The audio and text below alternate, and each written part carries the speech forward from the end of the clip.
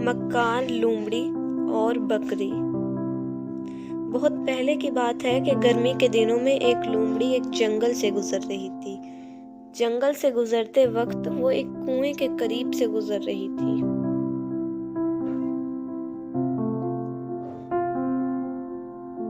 اچانک وہ اس کنویں میں پھسل کر گر گئی۔ یہ کوئی بہت گہرا کنواں نہیں تھا۔ اس نے باہر نکلنے کی پوری کوشش کی لیکن اس میں کامیاب نہ ہو سکی۔ اسی وقت ایک پیاسی بکری کنویں کے پاس سے گزر رہی تھی۔ اس نے دیکھا کہ لومڑی کنویں میں موجود ہے۔ اس نے لومڑی سے پوچھا کہ وہاں کیا کر رہی ہو؟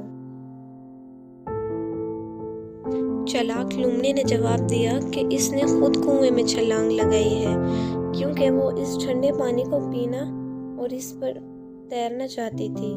لومڑی نے کہا کہ یہ پانی بہت ٹھنڈا اور خوشگوار ہے۔ اگر آپ بھی ٹھنڈا پانی پینا چاہتی ہیں تو نیچے آ کر یہاں خوشگوار اور ٹھنڈے پانی کا مزہ لیں۔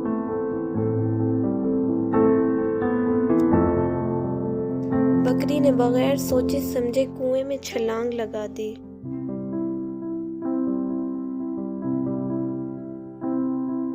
لومڑی نے ایک دم سے اس کی پیٹھ پر چھلانگ لگائی اور دوسری چھلانگ لگا کر کنویں سے باہر نکل گئی۔